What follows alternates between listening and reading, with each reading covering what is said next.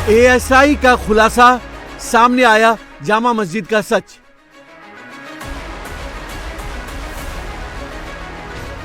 ASI ने खोली मस्जिद कमेटी की पोल।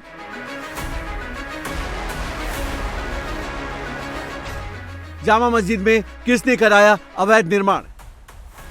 संभल की जामा मस्जिद को लेकर बेहद चौंकाने वाले खुलासे हुए हैं। यह खुलासा एएसआई ने किया है। संभल की शाही जामा मस्जिद मामले में एएसआई ने चंदौसी कोर्ट में जो रिपोर्ट सौंपी है वो मस्जिद कमेटी पर बड़े सवाल खड़े करने वाली है। एएसआई की रिपोर्ट में दावा किया गया है कि मस्जिद के अंदर और बाहर जमकर अवैध निर्माण हुआ है। पुरानी संरचना और ढांचे को नया रंग देने की कोशिश की गई है। रिपोर्ट में कहा गया है कि मस्जिद के मुख्य द्वार से बाईं तरफ एक पुराना कुआं था जिसे मस्जिद कमेटी ने ढक दिया है। मस्जिद की सीढ़ी के दोनों तरफ स्टील की रेलिंग लगी है। इस मामले में एएसआई ने एफआईआर भी कराई थी। मस्जिद के सेंटर में एक हौज है जिसका नमाजी इस्तेमाल करते हैं। इस पर पत्थर लगाकर रिनोवेट किया गया है। मुख्य द्वार से मस्जिद के भीतर आते ही जमीन पर लाल बलुआ पत्थर, संगमरमर और ग्रेनाइट से पुराना फर्श बदलकर नया किया गया है। कमेटी ने मस्जिद को इनेमल पेंट की मोटी परतों से पेंट करवाया है। पीओपी का इस्तेमाल किया गया है जिससे मस्जिद का वास्तविक स्वरूप नष्ट हो गया है। मस्जिद के मुख्य हॉल के गुंबद से लोहे की चेन से कांच का एक झूमर लटकाया गया है। साथ ही पश्चिम की ओर 2 चैम्बर छोटे कमरे नुमा संरचना बनी है। मस्जिद के उत्तरी भाग में एक चैम्बर छोटे कमरे नुमा संरचना में ही पुरानी छत के वास्तविक अवशेष दिखाई पड़ते हैं। ये कमरे आमतौर पर बंद रहते हैं। साथ ही एएसआई ने कोर्ट को बताया है कि इस साल जून में एएसआई ने सर्वे किया था। इससे पहले साल 1998 में एएसआई ने मस्जिद का दौरा किया था। इस बीच में मस्जिद का पूरा मूल स्वरूप पूरी तरह बदल दिया गया है। इस दौरान कई बार एएसआई की टीम जांच के लिए गई, लेकिन मस्जिद कमेटी और स्थानीय लोगों ने टीम को अंदर घुसने नहीं दिया। एएसआई ने कोर्ट में कुछ पुरानी और नई फोटो भी दी है। कोर्ट में जो एएसआई ने कहा वही बात संभल में रहने वाले हिंदू परिवार भी कहते हैं। अब ये चारों तरफ जैसे हमारे अयोध्या में राम मंदिर का और भी मंदिरों पे जब पिटीशन दाखिल हुई, याचिका दाखिल हुई, तो वहाँ पे जो लोग हैं, जो कमेटी के लोग हैं और जो यहाँ के जो हमारे सांसद अब नहीं हैं, डॉक्टर वर्क साहब, उन्होंने उस पर आपत्ति की और उसको बंद करा दिया। लोगों को वहाँ नहीं जाने दिया। जो दीपावली पे दिए रखने जाते थे पब्लिक, उनके दिए वहाँ से फेंक दिए जाते थे, तो फिर पब्लिक डर की वजह से वहाँ जाना बंद कर दिया। बीच में बनाने का कोई मतलब ही नहीं होता। और हवन कुंड जब भी बनेगा, किसी भी इमारत में बनेगा, बीच में बनेगा। वहाँ वजू करने का स्थान बीच में बना, क्या मतलब? वहाँ तो वजू करने का स्थान बीच में है। एएसआई ने कोर्ट में मस्जिद को लेकर 1975-76 की एक रिपोर्ट भी पेश की है जिसमें मस्जिद के पूरे स्ट्रक्चर को बताया गया है। रिपोर्ट में कहा गया है कि मुख्य संरचना के सामने के हिस्से में ऊपरी भाग में कमरा नुमा स्ट्रक्चर दिखता है। छज्जों, बुर्जियों और मीनार आदि का निर्माण बाद में किया गया है।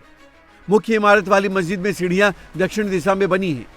टीले पर बनी इस इमारत के ऊपरी हिस्से में परकोटा यानी दुर्ग भी बना है। मस्जिद के पिछले हिस्से में भूतल पर पुराने कमरे बने हैं। तकरीबन 1874 और 75 में अंग्रेजों के समय में एक एएसआई से जांच कराई गई जिसमें गोरखपुर की कुछ इमारतें थीं और साथ ही जिसे अब फिलहाल शाही मस्जिद कहा जाता है, संभल के अंदर भी कुछ इमारतों की जांच करवाई गई। उस जांच की रिपोर्ट हमारे पास है। उस रिपोर्ट में इस तरह की बातें निकलकर सामने आई। एएसआई के उस वक्त के जो अधिकारी थे उन्होंने जांच के दौरान ये पाया कि फिलहाल ये जो आप पूरा का पूरा मस्जिद का स्ट्रक्चर देख रहे हैं, इसका मुख्य गेट है, उसके अंदर उन्होंने ये फाइंडिंग्स पाई कि यहाँ पर मंदिर के प्रमाण पाए गए हैं। यानी कि जो दीवारें थीं, जहाँ जहाँ प्लास्टर उखड़ा हुआ था, उसके अंदर जब जांच की गई तो उसमें ये पाया गया कि वहाँ पर लाल रंग की ईंटें थीं जिनका इस्तेमाल मंदिर बनाने में किया गया था। कुछ गुंबदों के ऊपर मार्बल लगाया गया, उन पत्थर को अलग से लाया गया था, यानी कि रेनोवेशन किया गया था मंदिर को मस्जिद में बदलने के लिए। ऐसा इस एएसआई की रिपोर्ट में लिखा हुआ है। एएसआई ने कोर्ट को बताया है कि संरक्षित स्मारक मस्जिद की मूल संरचना को कई स्थानों पर मनमाने निर्माण कार्य से विकृत किया गया है। मुख्य भाग के आंतरिक हिस्से में चटकीले भड़कीले रंगों का प्रयोग हुआ है। अवैध निर्माण से मस्जिद का मूल स्वरूप बहुत हद तक बिगड़ चुका है। प्राचीन निर्माण को दुकानों का स्वरूप देकर मस्जिद कमेटी ने किराए पर दे रखा है। जिस जगह जामा मस्जिद आज बनी हुई है, हिंदू उसे हरिहर मंदिर कहते हैं। एएसआई की तरह हिंदुओं के पास इस पूरे कोर्ट का 1000 साल से भी पुराना नक्शा मौजूद है जिसमें हरिहर मंदिर और उसके आसपास बने कूप और दूसरे मंदिरों को दिखाया गया है। हमारे हाथ में जो आप मैप देख रहे हैं, इसमें ऊपर लिखा हुआ है तीर्थराज संभल का प्राचीनतम मानचित्र।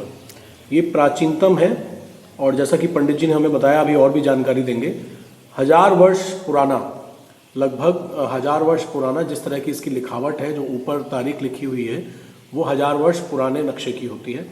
और इस नक्शे के होती अंदर नहीं है, ये सन लिखा हुआ है 987। सन लिखा हुआ है 987। तो इस हरि मंदिर का एक परकोटा सा ये दिखाया गया है। मतलब फिलहाल अभी जिसे मस्जिद कहा जा रहा है, हाँ, जिसको लेकर भी सर्वे और पूरी हिंसा हुई, जी जी अब जी। आप हमें ये जो प्रॉपर्टी है, हाँ अब ये पुराने नक्शे में तो मंदिर है, हाँ इसमें क्या क्या है, एक एक चीज हमें समझाइए। हाँ, देखिए इसमें ये 19 कूप, जो संबल, पूरे संबल में 19 कूप मशहूर हैं।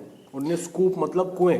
हाँ, कुएं तो ऐसा समझिए कि पानी पीने के लिए होते हैं। कूप ऐसे होते हैं जो पाताल तोड़ माने जाते हैं, बहुत गहराई तक होते हैं। तो कितने हैं? वो 19 की गिनती हमारे ग्रंथों में लिखी हुई है कि 19 कूप हैं। अब 19 कूप में से अधिकांश बंद हो चुके हैं। हरि मंदिर को केंद्र मान के उन्हें किस दिशा में और कितने एंगल पर सूर्य कुंड के कितने धनुष की दूरी पर है ये बताया गया है। अगर 90 अंश के कोण में जाएंगे तो कितनी दूरी पर, कितने धनुष की दूरी पर चंद्रेश्वर महादेव है। तो सब कुछ इसी से बताया गया है संभल महात्म्य में। वहीं संभल हिंसा की जांच के लिए बना न्यायिक आयोग आज संभल पहुंच रहा है। इलाहाबाद हाईकोर्ट के पूर्व जज देवेंद्र कुमार अरोड़ा की अगुवाई में राज्यपाल ने 3 सदस्यों का न्यायिक आयोग बनाया है। इसमें इलाहाबाद हाईकोर्ट के पूर्व जज देवेंद्र कुमार अरोड़ा न्यायिक जांच आयोग के चेयरमैन हैं। इसके अलावा रिटायर्ड आईएएस अमित मोहन प्रसाद और रिटायर्ड आईपीएस अरविंद कुमार जैन आयोग के सदस्य हैं। आयोग को 2 महीने के अंदर अपनी रिपोर्ट राज्यपाल को सौंपनी है। वहीं संभल हिंसा पर सियासत भी जमकर हो रही है। समाजवादी पार्टी का डेलीगेशन संभल जाने पर अड़ा है। अखिलेश यादव ऐलान कर चुके हैं, पार्टी के नेता हर हालत में संभल जाएंगे। शनिवार को विधानसभा में नेता प्रतिपक्ष माता प्रसाद पांडे की अगुवाई में एसपी के सांसद और विधायक अलग अलग रास्तों से संभल पहुंचने की कोशिश में लगे रहे, लेकिन प्रशासन ने किसी को संभल नहीं पहुंचने दिया। किसी को घर में रोक दिया तो किसी को बॉर्डर पर। डेलीगेशन के रोके जाने पर एसपी सांसद अफजाल अंसारी भड़क गए और खुलेआम अफसरों को धमकी दी। ठीक है, डेलीगेशन रोक दिया गया, फिर डेलीगेशन जाएगा, फिर डेलीगेशन जाएगा, कहाँ रोक सकेंगे। और अभी जो अधिकारी गोलियां चलाने के बाद भी वहीं जमे हुए हैं और चुरुक रहे हैं, इन सबको खामियाजा भुगतना पड़ेगा। ये अंतिम सरकार नहीं है, इसके बाद भी सरकार आएगी। इनसे पहले भी जो शख्स वहां तख्ते नशी था, उसको भी खुद के खुदा होने का इतना ही गुमा था। वो भी यही समझ रहा था कि अब हमारे बाद कुछ नहीं। लेकिन ये बैठे हुए कोई अस्थाई परमानेंट नहीं है, समझ रहे हैं। वक्त आएगा, बदले जाएंगे। संभल में मस्जिद के सर्वे और हिंसा के बाद एएसआई की चौंकाने वाली रिपोर्ट सामने आने के बाद फिलहाल इस मामले में विवाद थमता नहीं दिख रहा है।